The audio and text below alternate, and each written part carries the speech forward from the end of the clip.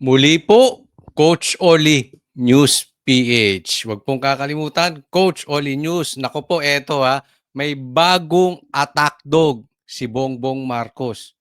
Bago po hindi yan yung mga Trillanes, Claire, Boying, etong mag-boyfriend na si Tito Soto at saka si Ping Lacson. Hindi po yan. May bagong recruit at hindi nyo akalain na, na talaga namang ah, of all places, dito pa sila magkakaroon. Bago to, bagong-bago. Oh. Ayan, mamaya papag-usapan po natin yan. Ito po ang magiging topic natin for today. Delikado ang buhay ni Ramil Madriaga. Delikado yan.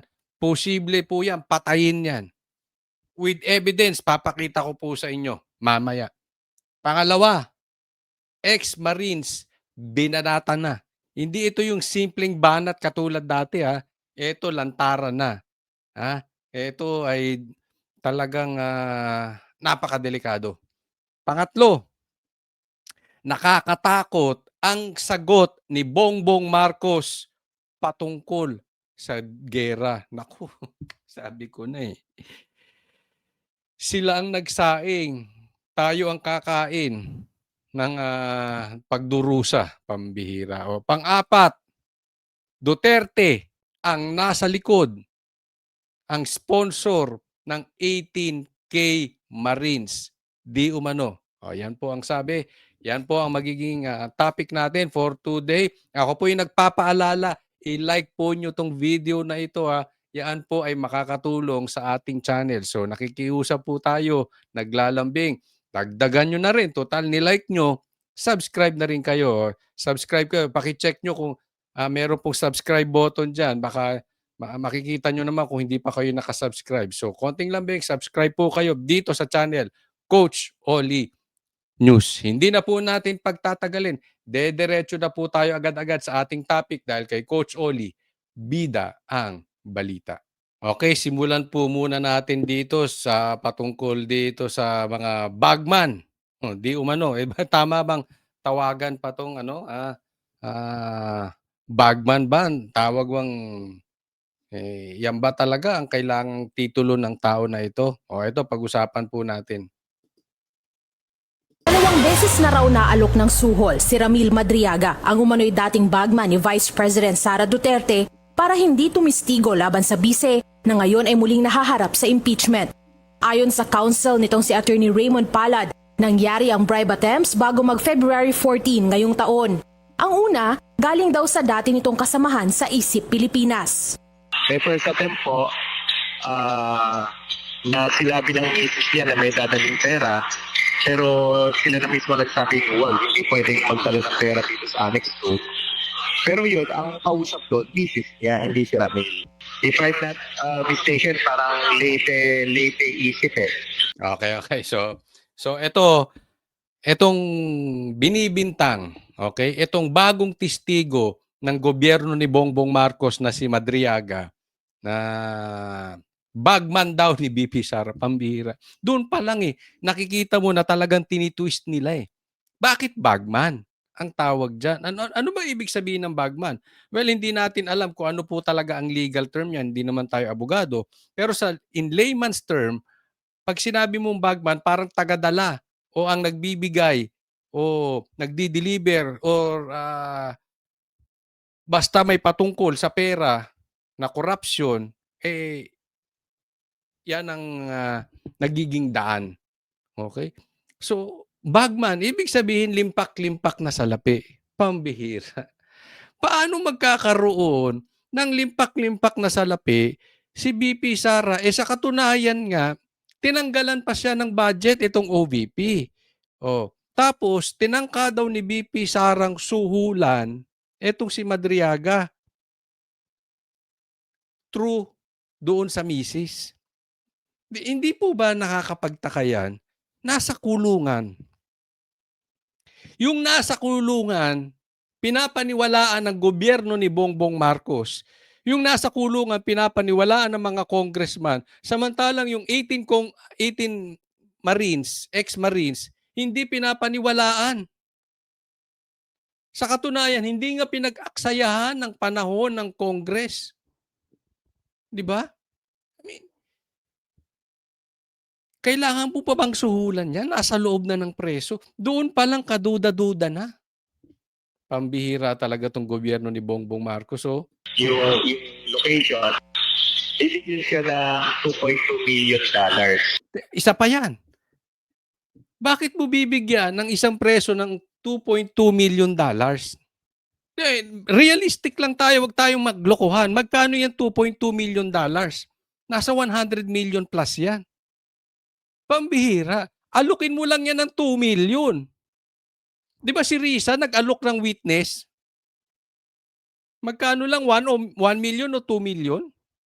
Di ba nag-alok siya dito kay alias Rene Di Umano? Hindi mo na kailangan ng $2.2 million, Pambi. And we all know BP Sara, napakakuripot niyan. Hindi po, wag po kayo ma-open, pero alam naman natin ng Duterte, hindi ko lang po alam yan. Alam po yan ng mga vloggers. Alam po yan ng even yung mga vloggers sa kabila.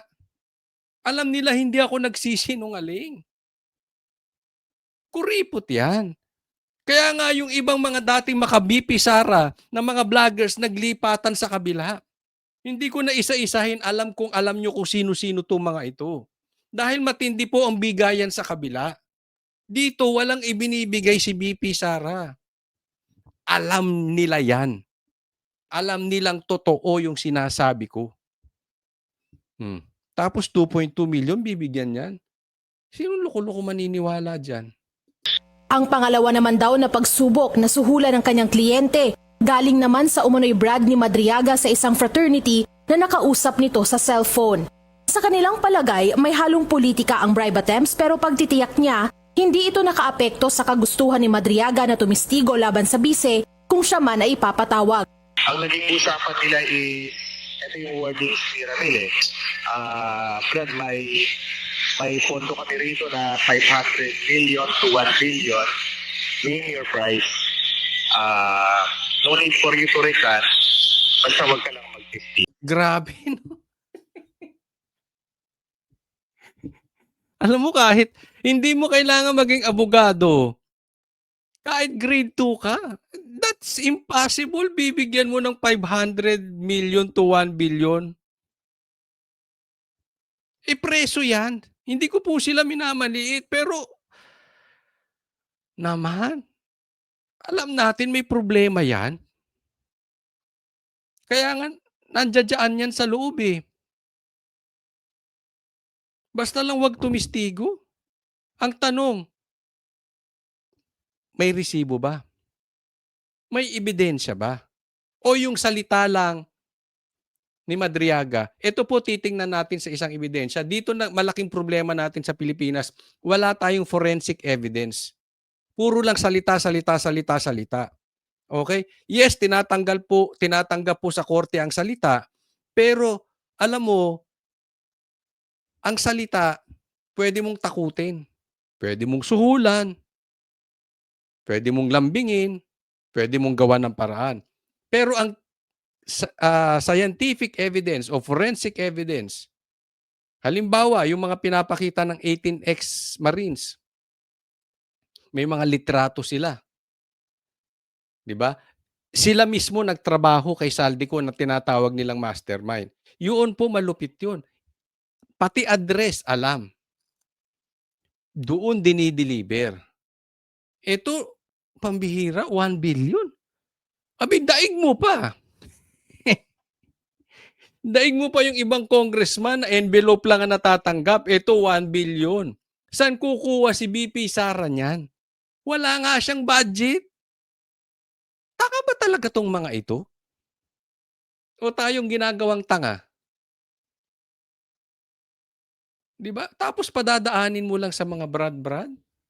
Ay, nako. Objection kasi sa kanya, huwag siyang tumistigo kasi siya yung magkukwento talaga kung saan nanggagaling ang pera, saan dinideliver ang pera. Yung panahon na meron pa tayong POGO operations dito sa Pilipinas. Yung pogo na naman. Sino ba ang may pogo dyan sa Cavite? Si Sara ba? Huwag nga tayong maglokohan. Ang laki-laki ng pogo sa Cavite. Alam nyo kung sino ang hari ng pogo dyan. Bakit si BP Sara? Nakadetene sa Camp Bagong Diwa sa Taguig si Madriaga sa kasong kidnap for ransom noon pang 2023. Disyembre naman noong nakaraang taon nang maghain ito ng affidavit sa Office of the Ombudsman kung saan binunyag nito ang pagdadala umano ng malalaking halaga ng pera sa ilang mga personalidad sa utos daw ni VP Sara. Yan. So ginaya nila. Ginaya nila yung ginawa ng Marines, no? Kay Sara naman. Si Sara naman nag-uutos. Ito si Saldico. Ang sinasabi, dinideliveran ng maleta ang Bongbong Marcos. O, di ba? So ginawa din nila kay Sara. Ha? Pero imposible. Si Saldico may access dun sa pera, sa budget. Si BP Sara wala ngang budget yung OBP. Tapos, delikado raw, binantaan pa. Naku, yan ang pag-usapan Noong natin. Miyerkules napaulat ang isang insidente sa Piitan na kinasangkutan ni Madriaga at ng isa pang detainee na nagtulak sa kampo nito na humiling ng dagdag na seguridad dahil sa anilay banta sa kanyang buhay. Iniimbestigahan na ito ng NBI. Binabalidate namin yung person. Okay, dito muna tayo, ha? Wag yan picture na yan, delikado. Si Madriaga daw, delikado buhay at binantaan. Ito po nakakatakot dyan. Parang to si Madriaga, dead man walking to.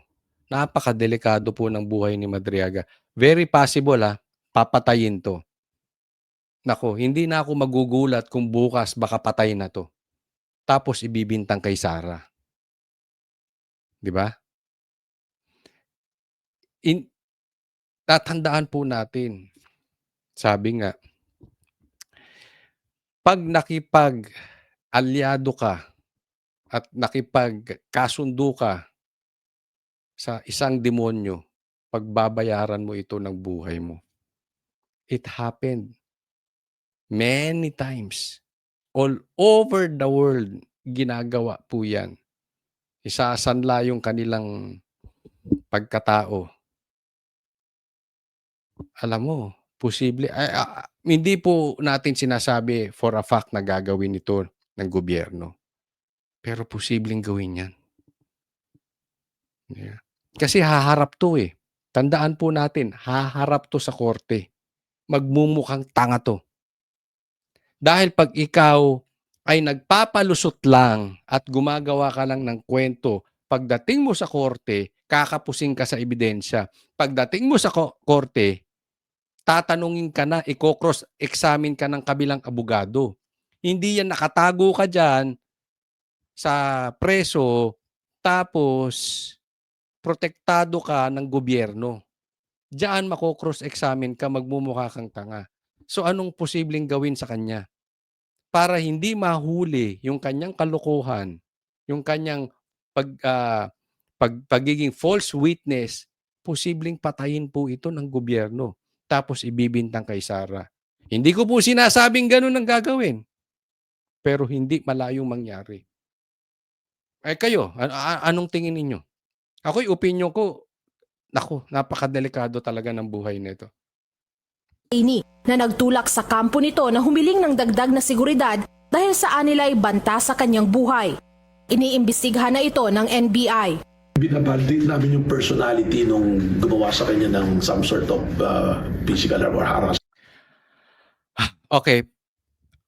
Obserbahan po natin ang sagot ni Attorney Matibag. Itong bagong direktor ng NBI. Okay? Tingnan nyo na lang kung paano niya gustong imbestigahan ito si Madriaga compared doon sa 18 ex-Marines. Si Matibag. Ito siya, detention prisoner siya ng Pasay. So, we are trying to look into it. Bakit bigla siyang nalipat sa doon sa kampo na Bagdiwa doon saan nakadetain si Madriaga. Okay, meron daw nalipat na preso, tapos nandoon si Madriaga na nagkaroon ng parang banta sa buhay ni Madriaga. Yan po ang titingnan nitong direktor na ito, na si Matibag. Sinampahan Tama na ba, ni Matibag? VP Sara ng reklamong perjury si Madriaga, kasabay ng patuloy na paninindigang gawa-gawa lang nito ang mga aligasyon laban sa kanya. Itinanggi rin ng kampo ng bise na may kaugnayan sila sa mga umano'y banta sa buhay ni Madriaga. Para sa agenda, Andrea. Ayan. Ngayon, ito po, tingnan po ninyo tong susunod. Ito po, tingnan natin, observe nyo lang, okay? Paano sinagot ni Attorney Matibag o yung bagong director nitong NBI patungkol dito sa 18 ex-Marines, compare nyo lang, pati doon kay Madriaga. Palaisipan para kay NBI Director Melvin Matibag kung paano nagkasya sa mga maleta ang 805 billion pesos na kickback mula sa mga flood control project. Ito ang perang dineliver di umano ng mga lumantad na dating miyembro ng Marines kay Pangulong Bongbong Marcos, ilang mambabatas at iba pang opisyal ng gobyerno. Madalas din ako magbiyahe noon eh. Yung pinakamalaking luggage kasi parang hindi yata abot ng 56 kilos eh. Ang sabi nga ni Senator Ping, yung isang bulto ng tagwa 1,000, that is 1 kilo. So 56 kilo yon.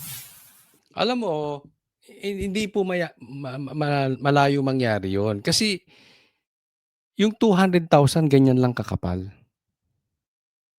200,000 pesos ganyan lang kakapal. Imagine ninyo, ganyan lang kakapal, ganyan lang kalaki ang pera. So ilan pera mangyayari doon? Posible po mabigat ay yung maleta. Hindi lang naman ikaw ang bumabiyahe. Kahit ako, matagal na akong bumabiyahe. Very possible po yun. Depende po sa laman. Lagyan mong bato yun. But seriously, depende. Kung siksik eh. Di ba? Pambira naman. Ako, hindi ko inaano to si Attorney Matibag, no? Pero, ako nadududa. Iba yung gusto niyang pinapalabas. Yung kanyang pananalita na investigasyon patungkol dito sa 18 ex-Marines, samantalang yung kay Madriaga na preso, parang pinaniwalaan niya na yung kanyang statement. Parang pumapanig na siya, oo nga, may danger sa buhay ni Madriaga. Totoo nga, posible nga. Dahil galing sa ibang detention center, dinala doon. Bakit inilipat? Ito naman, ang kini-question, posible ba yung sa maleta? Napunta na naman tayo doon sa ganong klaseng sitwasyon. Ang sa akin, hindi sa pinagbibintangan kita, sir. Okay, abogado ka, kaya ka nandyan, matalino ka, magaling ka. Pero bilang matalino, is dapat siguro neutral muna tayo. Wag muna yung statement na parang lumalabas, mali yung ipinapakita nitong 18 Marines. Diba? Ako lang ba nakakaisip? Hindi nyo ba nakikita?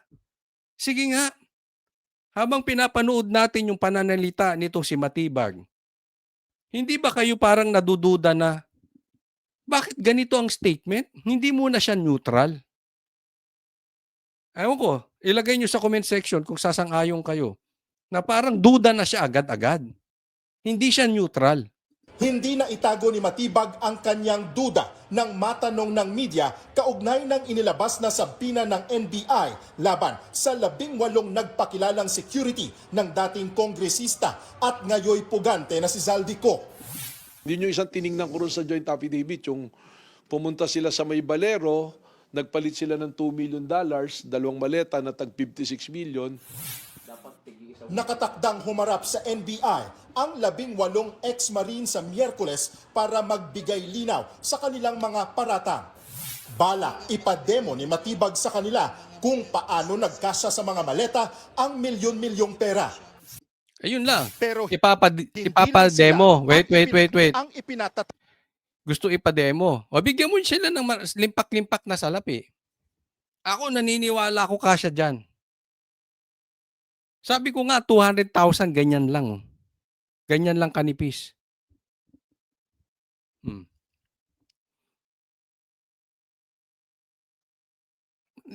Ako ako napapatanong lang. Hindi po kita binibintangan, attorney. Sir, pero lumalabas parang abogado ka ni Bongbong Marcos eh. Parang duda ka na agad dito sa kanilang pinapakitang ebidensya. So diyan pa lang parang may desisyon ka na si Bongbong Marcos at si Tambaloslos ay hindi tumatanggap ng maleta ni hindi mo pa nga naiimbestigahan. Lumalabas na ikaw ay parang attack dog. Hindi, malayo ba? Malayo ba yung naiisip ko? Bago to eh. Bagong pasok to. So bagong attack dog ka? Are we going to see the next Claire Castro? Next Ombudsman, Boying Rimulya? Next Ping Lacson? Na wala nang ipapakitang ebidensya, susuplakin agad-agad? Basta tatama kay Bongbong Marcos at dun sa pinsan niyang si Romualdez? Hindi ako magugulat.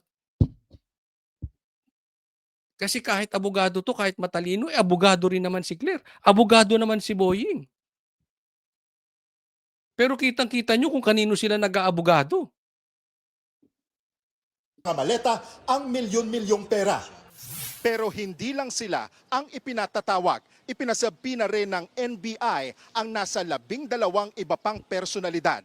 Ayon kay NBI Director Melvin Matibag, kasama dyan sina dating Congressman Mike Defensor, Attorney Levito Baligod at isa pang abogado na nagnotaryo umano sa affidavit ng mga nagpakilalang dating Marines.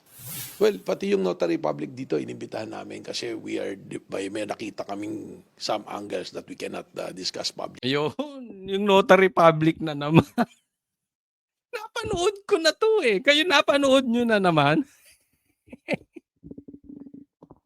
Notary public. Tapos tatanungin nyo naman yung notary public kung pirma niya nga to. O, tapos itatanggi nung notary public na pirma niya yon. Ay nako, ganyan-ganyan yan. Oh. Pero alam mo, naitanong ko yan. Ako mismo nagtanong niyan kay Attorney Baligod doon sa programa natin sa SMNI. At sinabi niya, binidyo niya. Para wala nang lusot. O, di ba? Wala na lusot. Kasi dati, itinanggi nung supot na abogado yung kanyang pirma.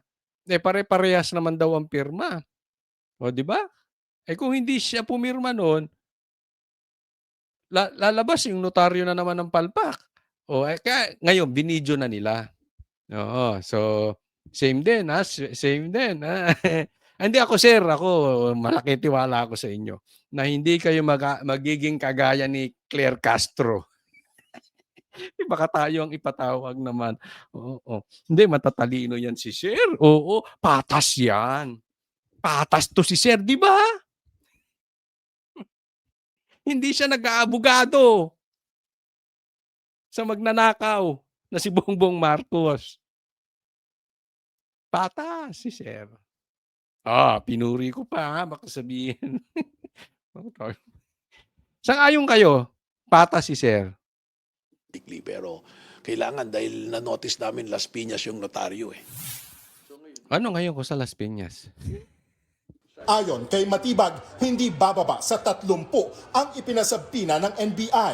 May ilan daw dyan nagpahiwatig na voluntaryong dudulog sa NBI. Kinumpirma rin ni Matibag na may posible pang lumantad. Base sa impormasyon na nakarating umano sa kanya, umaabot sa 100 Marines at mga uniform personnel ang kinausap pero hindi lahat pumayag na lumantad. Apparently, parang next week, they're trying to schedule another press con. May bago pang isasama na Marines because there were reports na mas marami pa pala yung kausap dyan eh. Or Oo, 100 nga yan. Hindi lang, I don't know kung misleading itong sinasabi ni Attorney Matibag na 100 yung kinausap dyan. Hindi po, 100 po yung, 100 plus po yung itong mga bodyguards na kinuha ni Saldico. 100 plus silang nagtatrabaho kay Saldico.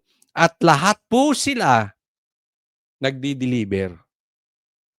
Yun po yun. Hindi yung kinausap. No? Totoo naman kinausap eh.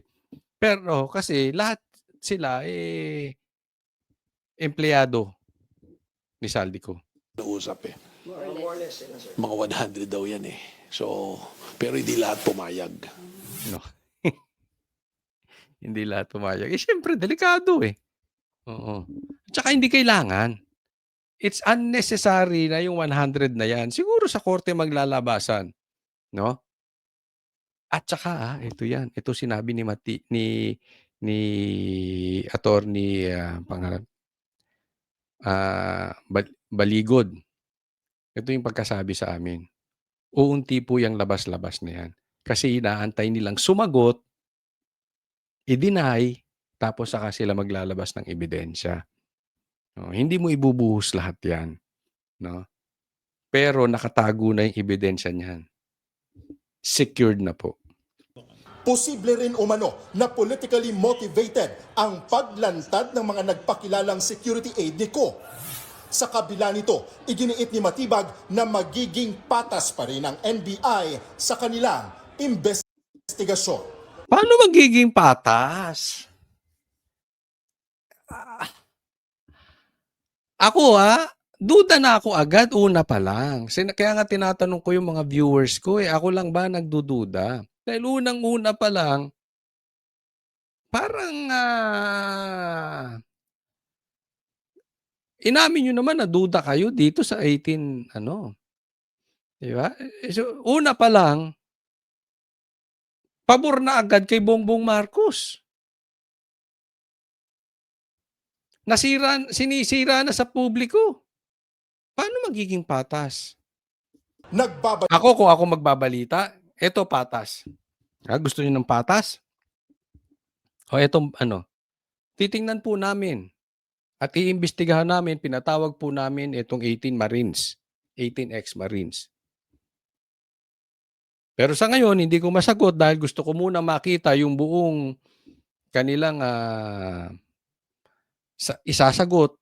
Gusto ko silang makita ng in person. And then, bibigyan natin ng pagkakataon na patunayan, ipakita yung mga iba pang ebidensya. So, bigyan muna natin sila ng pagkakataon. No? Posible namang nagsasabi silang totoo, posible ding hindi. Yan po ang statement ng patas. Sino mas mukhang patas sa statement? Yung statement ko, yung statement niya.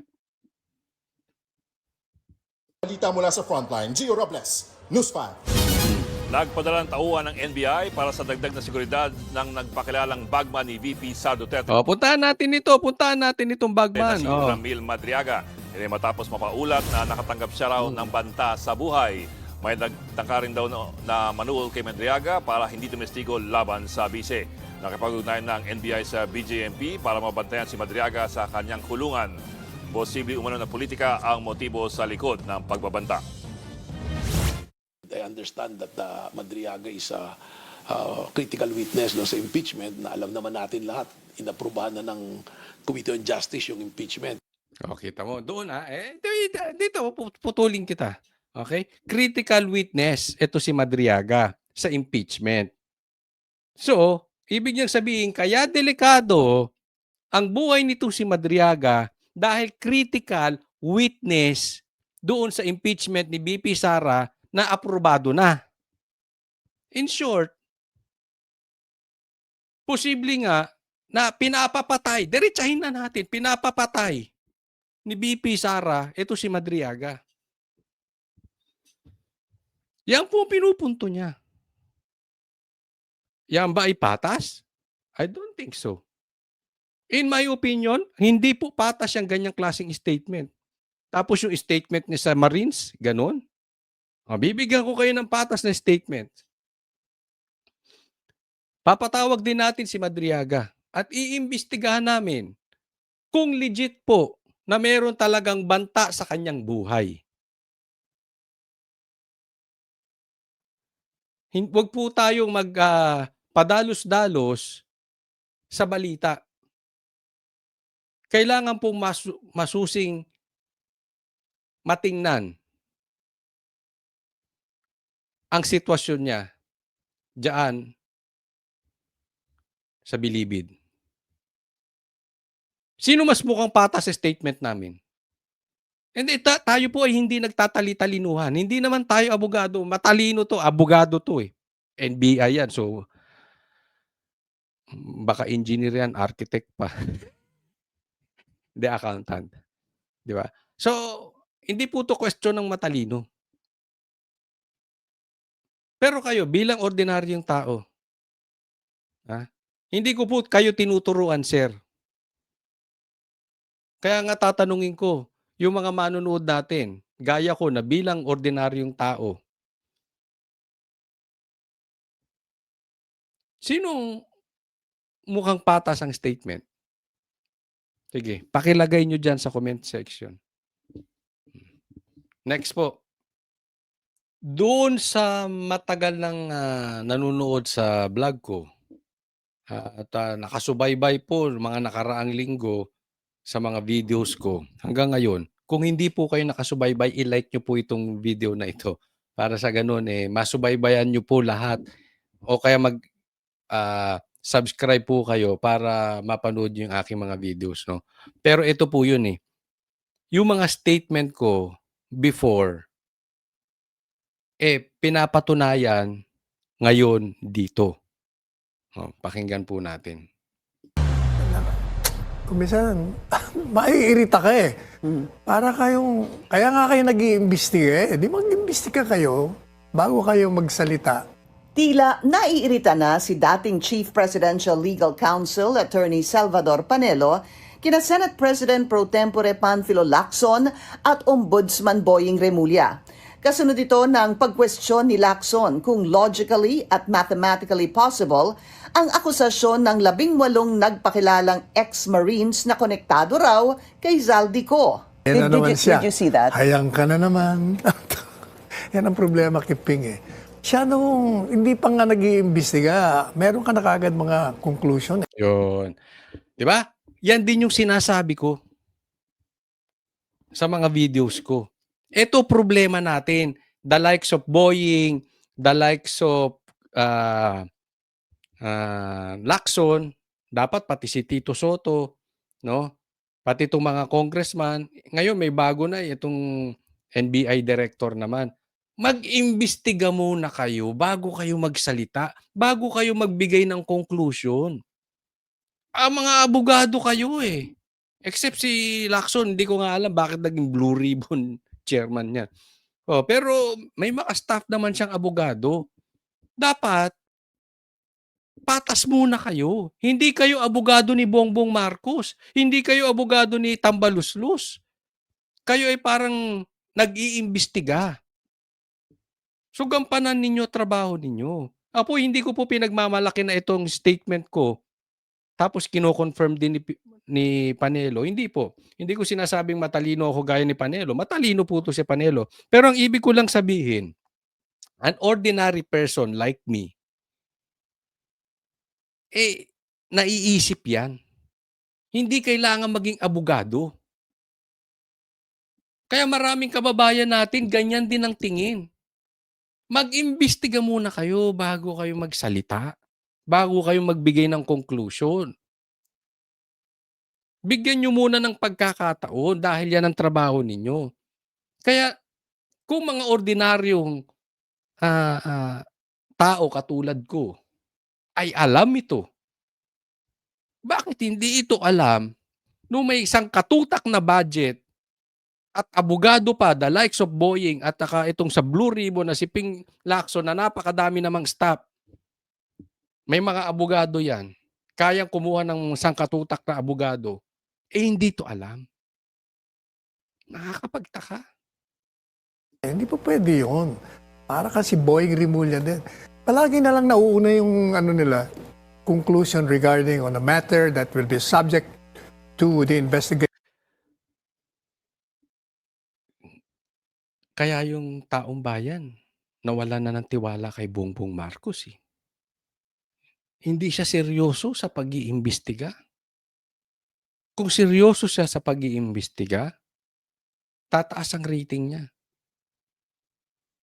Wala eh. Walang maayos na investigasyong ginagawa. Sa katunayan, pinagtatakpan at ayaw magpa-imbestiga. Alam mo, diyan pa lang, talaga namang malayo na hindi guilty si Bongbong Marcos sa pagnanakaw sa kaban ng bayan. Makikita nyo yung direksyon ng investigasyon. Alam mo, dapat excited sila eh. Di ba? Bigyan ko kayo halimbawa. 18 ex-Marines. Kung kami, kunwari ako isa sa 18 ex-Marines, kung ako ay hindi nagsasabi ng totoo, ayaw ko maimbestigahan sa Senado dahil magkakabuhol-buhol ang sasabihin ko dyan. Dahil pag ikaw ay nagsisinungaling, iiwasan mo lahat ng klase ng investigasyon. Ang importante, nakapag-press con ka. Pero pag nagsasabi ka ng totoo, lalo't madami kayo, mas delikado po yung madami kasi pwedeng magkakaiba-iba ang inyong mga sasabihin. Pero pag nagsasabi ka ng totoo, gusto mo ng investigasyon. Tingnan nyo sa nangyayari ngayon. Sino may ayaw ng investigasyon? Si Bongbong Marcos sa si Tambaluslos.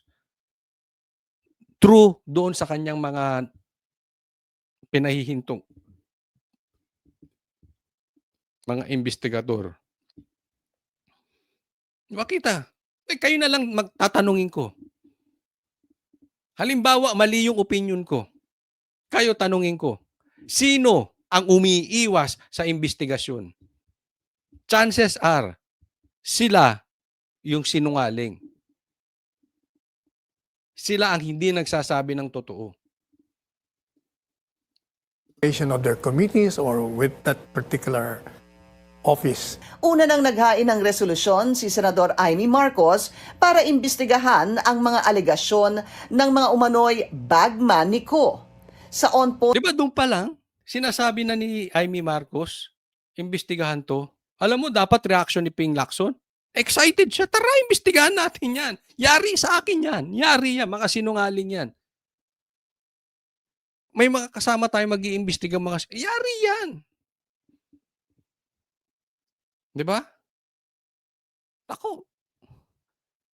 Magkakabuhol-buhol yan. Eh hindi. Baligtad. Lumalabas. Di umano ayaw umandar itong investigasyon sa Blue Ribbon. point ng Bilyonaryo News Channel, duda si Panelo na may kahihinatnan ang Senate investigation. If you will follow the style of the Senate, huwag mo nang imbestigahan. Walang mangyayari dyan. Tinatago nila yung mga dapat na imbitahan. Di ba? They have not invited the former speaker. They have not invited Saldico.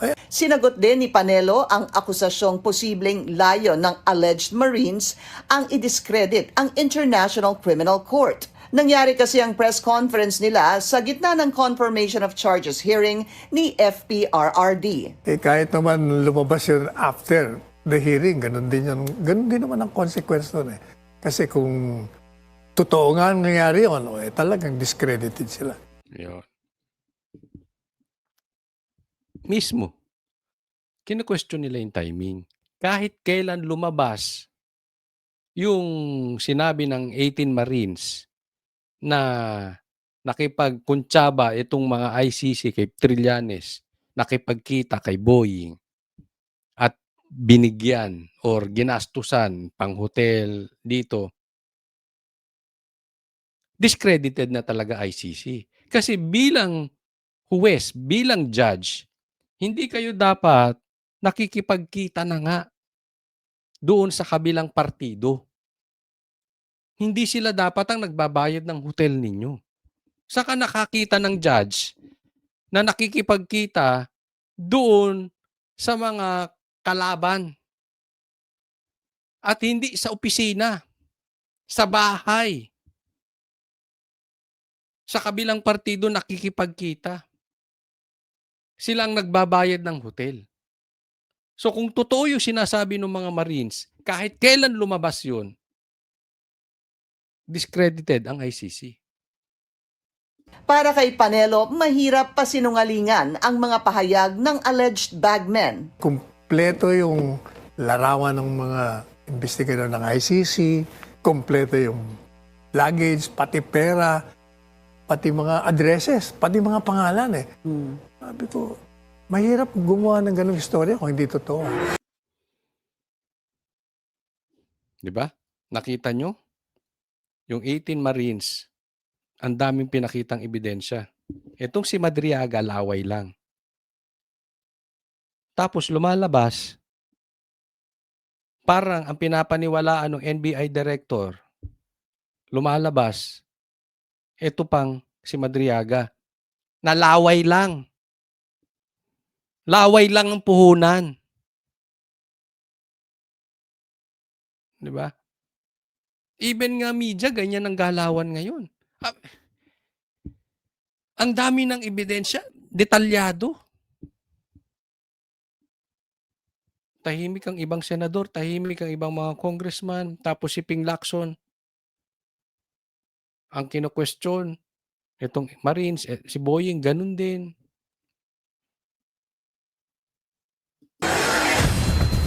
Ayon kay Attorney Salvador Panelo, hindi rin issue na ang ilan sa mga alleged Marine ay dishonorably discharged. Hindi naman anya ito ang punto ng kontrobersya. Talagang naisingit pa yun. Naisingit pa hanggang dulo. Anong sabi nitong bilyonaryo? Hindi naman questionable na dishonorably discharge itong mga Marines. So hinabol pa yun para masundot na discharge. Di ba? At the get-go, at the beginning. Sa simula't simula pa lang, yan ang pinapalabas nilang propaganda dito sa mga Marines na discharge, dishonorably discharge. Para ano? Pasamain ang kanilang imahe. Na sila ay na-discharge kaya hindi yan nagsasabi ng totoo. Naisingit pa nung bilyonaryo sa dulo, no? Sana sinagot daw ito ni Panelo. Sana pinakita na nila yung sagot ni Panelo kung paano niya sinagot 'yon. 'Di ba? Yun lang sa akin, parang hinabol sa dulo para maidiin. Hindi naman siguro nila kinakampihan si Romualdez, no? Wala namang connection si Romualdez sa bilyonaryo. So, hindi naman siguro nila alam nyo na. Alam nyo na yung sinasabi natin. Hindi naman siguro sila bias media. 'Di ba? Nagtataka lang ako, 'di ba? Na hindi naman malayo sa katotohanan, naisama pa yun dun sa dulo. Pambihira. Next po. Ito muna pag-usapan natin totoo ba to, Bongbong Marcos? Etong video na ito, AI ba to? Ay, sinisimulan ko na Kaya nga nagtatanong tayo kasi nakita ko tong video na ito. So, gusto kong matanong kung AI ito. Hindi ko rin alam. Honestly, hindi ko alam. No? But I really hope na itong video na ito ay AI. Bakit? Napakadelikado nung sagot ni Bongbong Marcos patungkol doon sa ano ang gagawin natin laban sa gera. Delikado po ito. Napakadelikado nitong binitawan ni Bongbong Marcos na ito. Pakinggan po natin. Mr. President, with the expected oil price hikes in the coming weeks and the disruption in the global supply chain, I think it's also a fair assumption na tataas din po ang presyo ng ibang mga consumer goods. Are there certain goods that we are bracing for, and what interventions are in place? Yan, okay. So bukod sa langis, syempre pag tumaas ang langis, tumaas ang gasolina, tataas din yung ibang mga produkto. So anong ine-expect natin? Yan po ang tanong. Ano pong ine-expect natin, President Marcos, na mga iba pang tataas na produkto, at ano ang ating planong gawin para masolusyonan natin itong pagtaas ng produkto ngayong panahon ng gera? O, ito po ang sagot ng presidente nyo. It all depends on how long this lasts. Kasi kung matagal ito, doon mararamdaman. It takes a little while for these price shocks to go through the system bago maramdaman yung daily consumers na maramdaman nila sa presyo ng mga iba't ibang produkto. But because there will be, siyempre magkakaroon ng effect.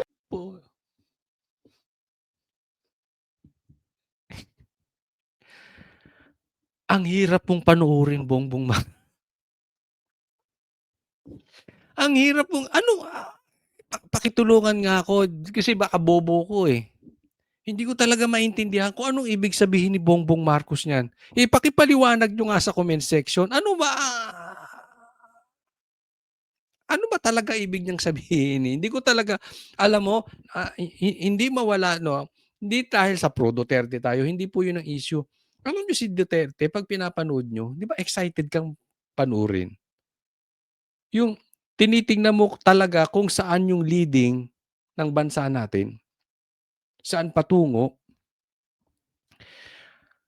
Ako talaga, pag inaaral ko yung sinasabi ni Bongbong Marcos, parang gusto ko suntokin yung laptop eh.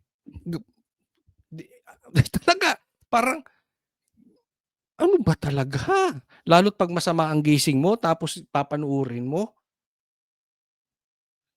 Ano ba? Slow ba yung utak ko? Hindi ko talaga maintindihan lang talaga.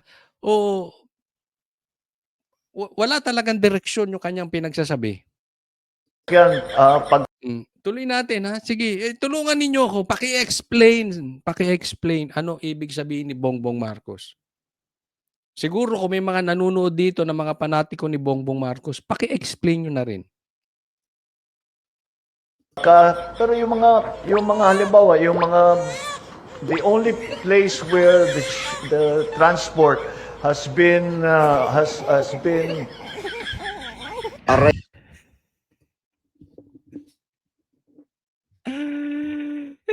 Nako, Bongbong Marcos, delikado yan. Hindi, alam mo, delikado. Gera po ito. Di ba? Ang malas lang natin na dumadaan sa malaking gera ang mundo ngayon, tinatamaan ng problema sa langis, tapos si Bongbong Marcos, ang presidente. Tapos ito plano niya. Hindi mo maintindihan. Ito direksyon niya. Hindi mo maintindihan. Marcos, kung anong tinitake mo mang multivitamins, pakitigil mo muna. Kasi parang nahihinto yung utak mo. Di ba? Ito po, ginagawa ng nating katatawanan ha. But this is dangerous. Especially to a country like us na mahirap. Kasi nga, kung mayaman na bansa ay tatamaan sa pagtaas ng presyo ng gasolina, tayo pa kayang mahirap na bansa. Sa pool talaga tayo dyan, considering na ang bansa natin nuknukan ng traffic. Tapos, very sensitive na nga ang ating political, tapos nasamahan pa ng ganito, ng gera, tapos nasamahan pa ng ganitong statement ng presidente. So parang, ang dating sa atin, sige, magutom na kayo. Hindi ko rin alam yung pinaggagawa ko. Hindi ko na rin alam kung anong gagawin natin. Magutom na kayo, basta kami may pera. In short, ganun eh. Ito pa, tingnan natin. So, yun nga. Yun nga yung sagot ni Bongbong Marcos patungkol sa problema natin sa gera na napakadelikado ng kanyang sagot tapos dito pa sila. Ito pa ang concern ng grupo ni Bongbong Marcos. Tingnan po natin. Well, alam mo, may kumausap sa akin yung isang secretary, cabinet member. Sabi sa akin, Guy, ang tingin ng Malacanang, Sara Duterte ka. Yan, cabinet member. So ibig sabihin, tinalaga ni Bongbong Marcos siya nag-appoint diyan. So, alam natin alter ego ang cabinet. Yan po ang issue ng Malacanang. Na si Erice makasara, pambihira, no? Ganyan po kababaw. Sino kayang cabinet 'yun? Sabi ko, ako yung kauna-unang nagsalita against war on drugs eh. Hindi ko naman nilalabanan yung Marcos Dynasty, pati Duterte Dynasty, nilalabanan ko eh. So patas lagay muna natin sa konteksto si Erice nilabanan yung war on drugs ni PRRD. Hindi po natin kinakampihan si Erice, pero ang sinasabi natin dito, hindi siya pro Duterte, hindi rin siya pro BBM. Kung kukulayan nyo ako, isa lang kulay ko, dilaw. Yun.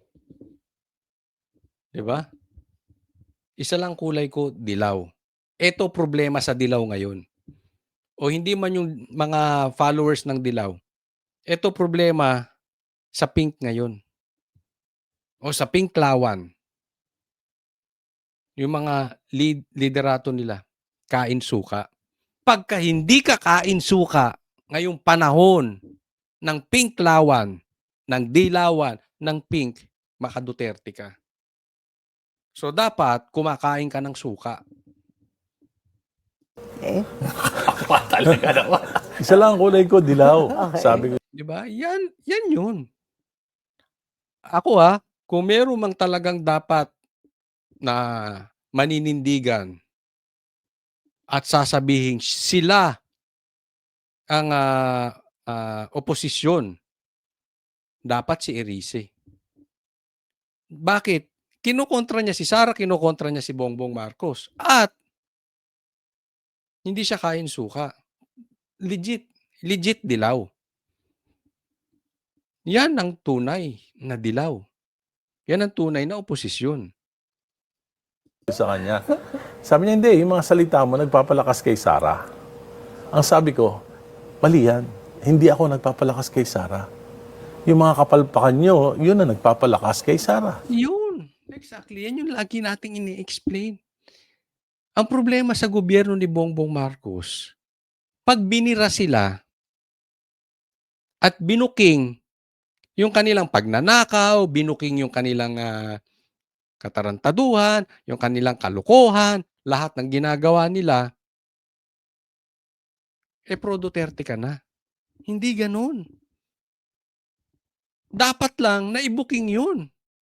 Kasi trabaho ng congressman, lalo na nasa minority ka. Lalo na tinatawag mo sarili mo oposisyon. Ang problema dito kila Risa Ontiveros at kung sino-sino pang mga kain-suka na yan, tawag sila ng tawag sa sarili nilang oposisyon, pero nakikipag-alyado sila kay Bongbong Marcos. Niloloko ka. Kung ikaw makadilaw, kung ikaw makapink, niloloko kayo ng mga leaders nyo. Except to si Erice. Alam mo, ang totoo nagpapabagsak kay Bongbong Marcos, hindi si Sara. Yung kapalpakan ni Bongbong Marcos. Kasi kung maganda ang ginawa ni Bongbong Marcos, kung ang daming proyekto, walang flood control anomaly, walang ghost projects, ang daming mga tulay na nagagawa, tumataas ang ekonomiya. Kung lahat yan, napapaganda ni Bongbong Marcos, kung paano ginawa ng Duterte sa Davao, kung ganun ang ginawa niya sa Pilipinas, hindi makakaporma si Sara eh. Bakit? Ang ganda ng ginawa niya eh.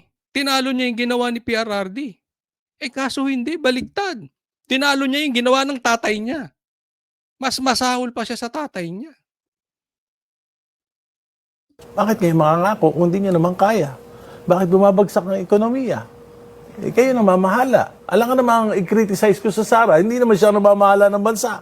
pumapalpak yung bansa, di sino dapat i-criticize kayo? Kayo yung gobyerno ngayon. Kayo yung namamahala ng gobyerno ngayon. Swak na swak tong sinabi ni Erisin na to. Di ba? Swak na swak. Hindi porkit binabanata mo gobyerno, maka Duterte ka na. Eh sino pa sisisihin? Si Sara. Wala ngang budget ang OBP. Binawasan nyo na ng binawasan. Sino bang namamahala? Di ba? Parang, this is how I see it. Pagpalpak ang pamilya, I look at the father. Di ba? Sino ba dapat namamahala? Pag nabangga yung bus, kasalanan ba nung konduktor? O kasalanan nung driver? Pag bumagsak ang eroplano, at hindi naman engine failure, sino may kasalanan? Stewardess? O yung piloto? Diba? Ang problema kasi nito sila Bongbong Marcos, lagi silang naghahanap ng ituturo. May problema talaga ako. Hindi lang to kay Bongbong Marcos ha. Ito'y pangkalahatan sa atin. May problema tayo pag ang isang tao hindi marunong mag-assume responsibility. Laging assume responsibility. May nangyari sa pamilya nyo, akuin mo yung problema. Kasalanan mo, hindi yung kasalanan ng sino-sino. Parang ganun eh. Hindi ko naman, hindi ko pinakikilaman yung diskarte sa pamilya. But as I see it, di ba? Hindi pwede ka sisi ng sisi. Titingnan mo din, dapat wala po akong nakitang nag-a-assume ng responsibilidad to si Bongbong Marcos. Puro sila turo, puro sila turo, puro sila turo. Eto pa, tingnan ninyo. Eto, tingnan po natin itong balita na ito dahil ang nasa likod o ang nag-i-sponsor, siguro sabihin na natin na ang di umanong pinagbibintangan na nagbabayad dito sa mga Marines ay si BP Sara. May diferensya sa pag-iisip. Ganyan inilarawan at tila kinutya ni dating Senador Antonio Trillanes si Vice President Sara Duterte. Ako may tanong lang sa inyo bago natin ituloy. Sino sa tingin ninyo? Tanungin ko kayong mga makapula. Kahit kayong makadilaw. Huwag po natin pairalin ang ating damdamin dito. Sino ang may tama sa isip? Si Trillanes o si Sara? Base raw yan sa kanyang obserbasyon at yun na rin daw ang sinasabi sa kanya ng mga nakakausap niyang sundalo. Oo, ano talaga? What's the term dyan? Krung-krung. Alam mo, hindi mo kailangan maging grade 2. Kahit grade 1 ka lang, kikita mo na sino ang desperate? Sino ang mukhang krung-krung? Natin when we see somebody na may diferensya. Di ba? Ako hindi ko i-risk ito. Nagbibigyan ko to ng powers ng presidency. Iba to. Dagdag na rin umano rito ang mga video na inilabas ng pangalawang pangulo. Kabilang ang pagbabanta niya sa buhay ng first couple at dating House Speaker Martin Romualdez. Kaya giit ni Trillanes. Bottom line, she is unfit to hold public office and more so, she is unfit to be president. Kalalaking tao, kitang-kita mo na kabado na siya talaga. Alam mo, good luck sa iyo, BP Sara. Kung ikaw ay manalo sa 2028, I really hope talagang galingan mo ng todo to the point na sobrang galing na ng ginawa ng tatay mo, mas magaling ka pa. Itong mga ito, talagang lalong magmumukhang krung-krung. Kasi performance eh. You cannot deny performance. No? Pag maganda ang performance tapos kinukutsa ka pa ng iba, makikita, inggit lang. Sabi nga, pag inggit, pikit. Of the country. Tingin din ng dating senador, pilit gumagawa ng mga hakbang ang kampo ng mga Duterte para ma-destabilize ang Marcos Jr. administration. Patunay daw dito ang paglabas ng aligasyon ng umano'y dating Marines at bagmen umano ni Zaldico. Gate din ni Trillanes, hindi siya nangungumbinsi sa mga kongresista na sumang-ayon sa impeachment complaints laban kay VP Sara. Ako, I'm confident once makita nung mga congressmen at nung taong bayan yung ebidensya na ilalabas namin, hindi lang itong sa bank accounts, pati yung iba pa sa confidential funds, etc. Mape-persuade yung taong bayan na hindi siya talaga karapat-dapat. Ayan. So, magsama-sama kayo.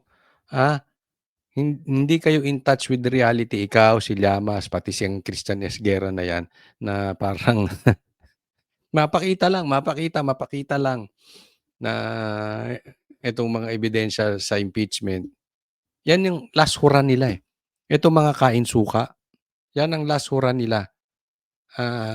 Kung hindi nila mapa-impeach si BP Sara, maipanalo nila, maidiin nila, trial by publicity, itong gagawing impeachment case. Itong paglilitis ng impeachment. Kasi nga talagang sisiraan si BP Sara dyan. So yan ang gusto nila. Trial by publicity. So, good luck. Na manatili as Vice President. Wala pang sagot sa ngayon si VP Sara sa mga patutsada ni Trillanes. Para sa agenda Ako may nagtatanong lang kasi may nabalitaan ako. Pero yung Trillanes, hindi naman ako naniniwala doon. 'Di ba? Pero tanungin ko kayong mga manonood, baka naman may nabalitaan din ako. Kasi ito daw si Trillanes ay may mga alagang trolls. May mga alagang vloggers, kaya ito'y malakas kay Bongbong, no? Sinasabi din naman nitong mga Marines na may mga trolls talaga, no? So ang nadidinig ko, siya daw yung nag-aalaga ng mga trolls, no? Si ganitong vlogger, si ganito, si ganon. Bale, kung magdidemanda ka, doon ko na lang ilalabas sa korte, no? Pero yan ang sinasabi nila. Antayin na lang natin, di ba? Dahil hindi malayo sa katotohanan. Na may mga alaga to si Trillanes.